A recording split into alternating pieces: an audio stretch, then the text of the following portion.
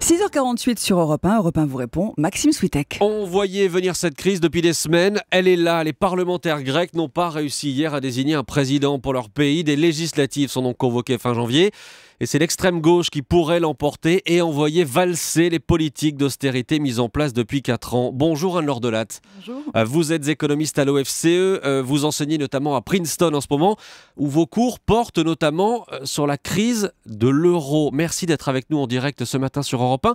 Une question simple pour commencer. Dans quel état sont les finances de la Grèce ?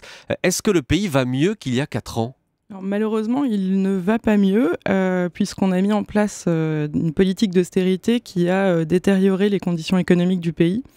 Aujourd'hui, la dette publique représente 180% du produit intérieur brut du pays. C'est-à-dire qu'elle pèse plus lourd qu'il y a 4 ans, alors que la Grèce a déjà fait 2 fois défaut.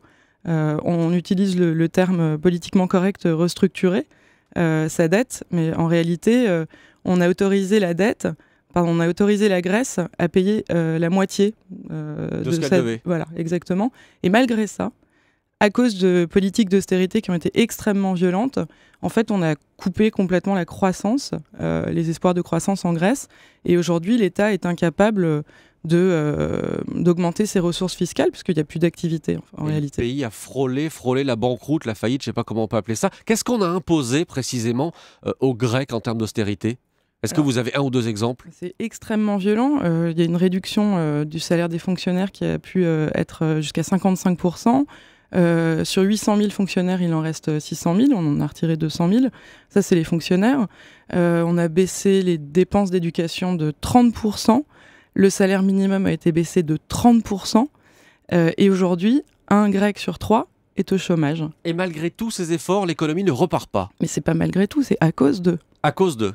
Vous coupez toutes les ressources possibles. Il n'y a plus de consommation, plus de dynamique, plus d'activité économique. On a quand même repéré quelques signes positifs. La croissance est légèrement revenue au 3e trimestre. Le chômage a légèrement reculé.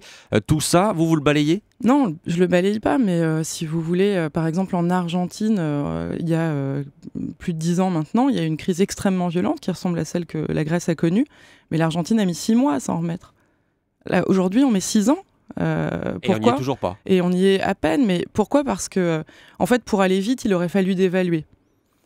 Pour dévaluer, il aurait fallu sortir de l'euro. Ça n'est pas la solution qu'on a envie d'adopter. Personne n'en voulait il y a 5 ou 6 ans. Non, aujourd'hui, les Grecs n'en veulent toujours pas. Il y a 65% de soutien dans la population grecque pour l'euro. Est-ce que c'est ce que souhaite le parti d'extrême gauche, Syriza, qui pourrait arriver au pouvoir ? Est-ce qu'il veut sortir de la zone euro ? Alors, ils avaient un discours extrêmement virulent il y a quelques mois parce qu'il fallait attirer des électeurs. Aujourd'hui, étant donné que la majorité de la population grecque est toujours favorable à l'euro, ils ont adopté un discours un petit peu plus modéré. En revanche, ils sont assez catégoriques sur cette histoire de dette. Et on s'approche vers une 3e restructuration, c'est-à-dire un 3e défaut. Et il pourrait essayer de réétaler les paiements ou carrément d'essayer de faire annuler une partie de la dette grecque. Oui, non mais on n'a pas le choix là. 180% de leur PIB à rembourser. Donc ça veut dire que c'est quasiment 2 ans de ce que le pays est capable de produire. Oui. Donc en économie, on appelle ça insoutenable. Si vous voulez, c'est impossible. On a vu que le FMI a immédiatement suspendu son aide au pays, vu l'impasse politique dans laquelle est la Grèce. Est-ce que c'est pas aussi une manière d'intimider les Grecs qui seraient donc tentés, on l'a vu, par l'extrême gauche ? Alors, ça fait partie de la négociation, effectivement. On montre les pouvoirs, on montre un peu la force. Et effectivement, c'est moins pour intimider la Grèce, la population, que le parti qui va éventuellement arriver au pouvoir, le Syriza. C'est pour peser sur les négociations qui pourraient démarrer à partir du moment où Syriza serait au pouvoir. L'Europe a prêté 140 milliards d'euros à la Grèce en 4 ans, 140 milliards. Là, c'est pareil, Bruxelles met la pression. Pas question d'avoir fait ça pour rien, c'est ce qu'on dit à Bruxelles aujourd'hui ? Oui, enfin, on n'a pas fait ça pour rien, évidemment. Mais c'est-à-dire qu'il va falloir essayer de voir comment on va s'en sortir de cette situation. Il y a 4 ans, on parlait, j'employais le mot tout à l'heure, de psychodrame. On craignait une contagion de la crise grecque à toute l'Europe. Est-ce qu'aujourd'hui, vous craignez que cette instabilité grecque puisse comme ça contaminer les économies d'autres pays ? Alors, il y a 4 ans, cette contagion, elle a eu lieu. La crise de l'euro, elle a commencé en Grèce en mai 2010. Et il y a eu une contagion sur les pays périphériques, ce que les anglo-saxons, avec leur humour assez spécial, ont appelé les pigs, c'était les cochons. Ouais. Donc Portugal, Italie, Grèce, Espagne. Aujourd'hui, on craint exactement la même chose. Les mêmes facteurs vont probablement amener les mêmes causes. Alors, il y a une grande différence, c'est que la Banque centrale européenne a mis en place une politique monétaire très défensive en septembre 2012.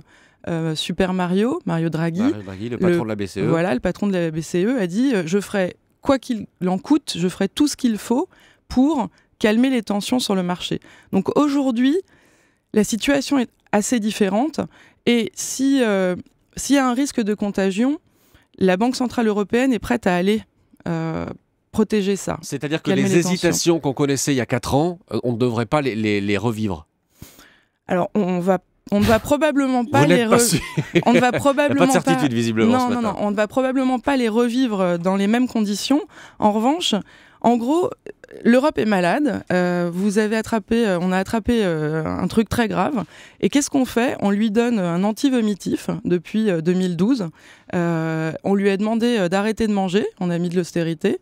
Mais on n'a pas soigné les problèmes du tout. On a traité les symptômes, c'est Exactement, on traite les symptômes. Donc on empêche l'Europe de vomir, sauf que le jour où on va arrêter l'anti-vomitif, c'est-à-dire que la Banque centrale européenne, elle ne va pas faire de la planche à billets comme ça pendant 15 ans. Ça fait 2 ans qu'on en fait. Combien de temps on va pouvoir en faire encore ? La planche à billets, il y a plein de conséquences derrière. Si vous prenez de l'anti-vomitif pendant 2-3 ans... Il y a plein de conséquences Exactement. Aussi. Merci beaucoup. Merci Anne-Laure Delatte. Je rappelle que vous êtes économiste à l'OFCE. Merci d'être venu expliquer la situation en Grèce ce matin en direct sur Europe